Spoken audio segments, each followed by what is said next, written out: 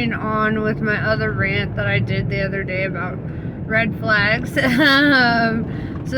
I don't know, but consider this like a part 3 of that, but it's not going to be focused so much on the red flag aspect of it, so much as it is like the preparing yourself for relationships part of it, right? I was thinking about it, like, you know how like a lot of people, you know, they right before they get married, they're like, how am I going to be the best wife or the best husband or the best partner or whatever. That's when they really start doing the digging into like how to be really great at that role or whatever. And the problem with that is that you're not like, you've already chosen somebody, you've already established a relationship, a dynamic with them. You're already in it. You're already in the thick of it, right? And so during your single season is actually a really great time to like learn about relationships, learn to be healthy in them. Even if you're one of those people who's like, oh, I'm never gonna have a relationship again, da da da da da. Well, you don't know. And also, like, learning how to be good in relationships doesn't only include like romantic relationships. This includes like business partnerships. This includes friendships. This includes, you know, being a parent, you know, like all kinds of, you know, every aspect of where you could have a relationship with a person. You should learn how to navigate that and how to be good at it. Because bottom line, we're not going to be like super great at everything when we first jump into it, you know. When you jump into a relationship or when you enter into a relationship, you've got so much norepinephrine, serotonin, dopamine, all this shit running through your brain. You are not thinking logically, okay? I'm gonna be real. You're not thinking logically when you start connecting with somebody. You're like, immediately you're like, you know what, this person is dope, this is who I'm going to be with forever, blah blah blah blah blah, all the things that we tell ourselves in the beginning of a thing. And well, it's oftentimes kind of damaging to just have these presumptions about these connections, and, you know, just rather than, you know, like, rather than letting your emotions run the show, you gotta let your brain run the show too, dog. Like, you gotta let your brain be like, okay, I know what's running through my brain right now. I know all these emotions are a lot. Like, for example, like a lot of people, you know, when they're in that phase of the norepinephrine and all that, that's when they're like, I love you. I just know it. All these chemicals in my brain, I'm high on you right now, you know, because that's what love, like the initial stages of love are. It's like getting high on a person. Better than cocaine, I'm sure of it. Like, and that's why a lot of people are addicted to that beginning stage of a relationship, because of the high that comes with that. However, real love is a verb, right? It's not a feeling. It's what we do consistently. It's what we do over time. It's what we commit ourselves to. Real love is what happens after that, like, burst of norepinephrine, right? After that, like, initial, like, rush that we get. And that's when real love steps in. When you're conquering storms together, when you guys are dealing with, you know, shit, when you're learning about communication with one another, when you're learning about each other's love languages, you know, that's another thing. We really should be loving our partners in their love language versus our own, because when we talk to our partners, we should be like, well, what makes you feel loved? You know, that's really the area that we should be focused on. What makes you feel loved? Because what makes me feel loved and what makes you feel loved are two different things, right? Our love languages are different. So, like, you may think that you're showing somebody love by, for example, like my love language is doing things, it's like effort. So, like, you have car trouble, guess what, baby? I'm on the way. You need your sink fixed, I'll fix it. That's my love language. You're hungry, I'll cook something, and to me, when I'm doing those things, that's like me being like, can't you see I love you? I'm doing all these things, Whereas somebody else might be like needing physical touch, and somebody else might need like deep, like conversation, or like routines with one another, like having coffee with each other every day or whatever, like there's different styles to this, and we all got our different ways. And so for me, like, my love language would not look like love to somebody who doesn't have the same love language. They'd be like, what the fuck, all you do is do things. You're not like being close to me, you're not, and it's like, that's the Aquarian in me. I'm a bit detached, and it's not like intentional. It's just that for me, it's like, if I love somebody, I'm gonna make sure that their needs are met. I'm gonna make sure that their shit's taken care of. Their car's running fine, right? Like, all their stuff is together. That's me. If I could create order in their life, or bring peace of mind that, like, hey, somebody's here to make sure this shit gets done. And I was raised by men, so like a lot of my love language comes like from that. Like, let's go shooting. This is my love language. I don't know. And like, we all bond in different ways. And from my experience, that when I'm loving somebody in my love language and they're not feeling loved, they have a tendency to make my love feel inadequate, right? Like, I'm not doing enough, like I'm not being enough, like I'm not showing up enough for them, because their love language is different. They expect different things. They want me to love them the way that they love. I think this is very important when you're like getting into a connection with somebody, to like learn about what makes them feel loved, because like, what makes you feel loved and what makes them feel loved, very different things. And so I think that's a huge focus that we don't pay enough attention to. Yes, quality time is dope. Physical touch is dope. Communication is dope. Some of us are just we struggle with those aspects, right? And that's why in our single season, it's a great time and a great opportunity to learn about these things, to learn about ourselves, to learn about the kind of partnerships that work for us, right? And understanding if somebody's love language is not compatible with our love language, it's okay to understand that, like, they might not be for us, right? No matter how, big that chemistry is. There could be a lot of chemistry and a whole lot of lack of compatibility, And it's unfortunate when that happens. And that's when we have to realize that our connection with them is actually better off in like a friend scenario versus a romantic scenario. And we're so used to this culture of like, oh, I like somebody, so I must be with them. And it's like, you might not be compatible to be with somebody. You have to learn if you have compatibility in that way. If like you guys can sustain each other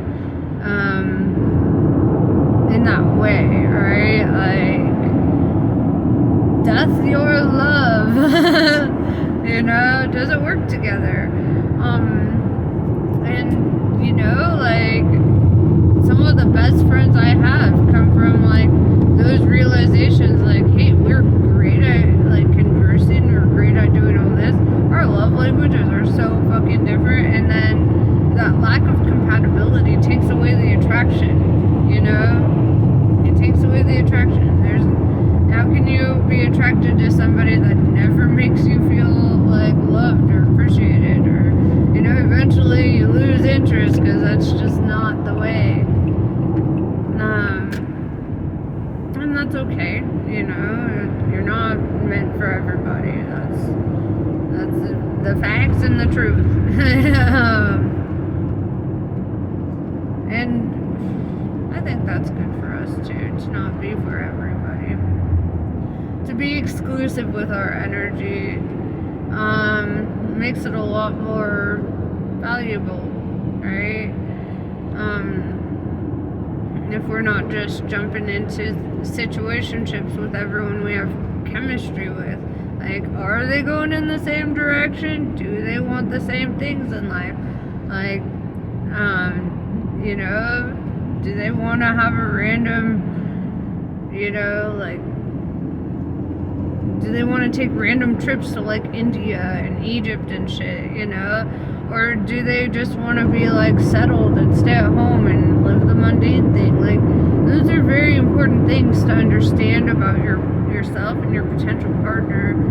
Are you going in the same direction? Because if you're not, that's gonna be damaging in the long run. That's not gonna work out in the long run. Because then one or both of you are compromising so hard on what you actually want in life that, the resentment grows and everything else. Somebody can be absolutely dope and just not be it for you, okay? And that's okay. It doesn't make them a bad guy, it doesn't make you a bad guy. We gotta lose the narrative that just because somebody ain't good for us, or just because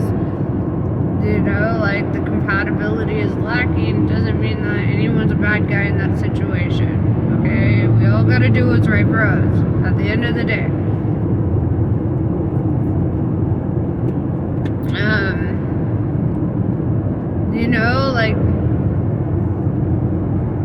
For example, if you're like a parent, it's pretty important to be with somebody who likes kids, right? Especially if you're looking for something long term. It's pretty important to be with somebody who is open to like being around your children and loving them too, right? You don't want to be with somebody that doesn't like your kids. Fuck that. Yeah, hands down, fuck that. Your kids are way more important than a piece of ass. And I don't care whose feelings I hurt by saying that. Like, it's facts. And I'm saying that as a mother. Like, there are gonna be days where you're gonna have your kids and you can't go out with, somebody. Or they may, if you're at a point where you feel comfortable to bring your children around them, they may have to get used to the idea that they're gonna have to hang out with you and your kids, and if somebody is not family oriented, or they're still, then they're not gonna be a good match for you. And just because you have kids, it does not mean like you should not have somebody in your life. I think I see a lot of single parents, like have successful relationships with people who grow to love their children, who want the same things, who actually are very stoked about that opportunity to have those, to extend their own family in that way, to extend their own tribe. They're like, oh shit, yeah, I get a whole family out of this situation. Dope. And that's super cool for the people that really like that. And it's, it's all about finding that symbiosis with somebody. You don't want to try to force a connection or try to force a it doesn't work, you know? Like, it's just how the cookie crumbles, okay? Sometimes we're going to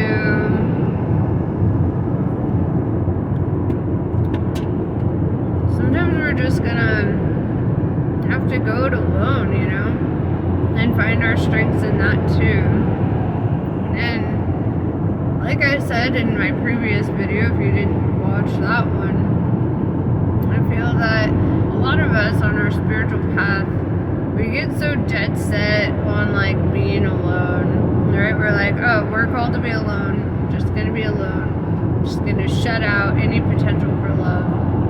And then I was watching the movie Tristan and Isolde is telling Tristan, like, love is a gift from God. And if you reject love, like, you're gonna suffer a lot because you're rejecting God, you know? God is love, the very essence of it. So, like, rejecting that is crazy. And if you're on that path, if you really love God, you know, like, or source or spirit or whatever, then you're going to not reject it. You're going to be open to it. You're going to want that. And that's just how it goes at the end of the day.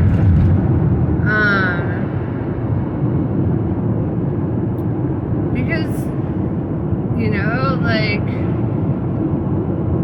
that openness is spiritual, being spiritually open to what comes, what may come, you know, that's trusting the universe to put you on the right path. Sorry, I keep getting distracted by the road, but I feel like it's important for me to pay attention to the road too. But you know, like, sometimes, like, you know, we've just got to trust that the universe is putting us on the path that we're meant to be on, that we're connecting with the people we're meant to connect with. You know, we have soul contracts in this life, and it's kind of our duty to fulfill those. Some of them are karmic, you know, sometimes we got to pay our karmic debt with people by showing up for them in the way that they need us. And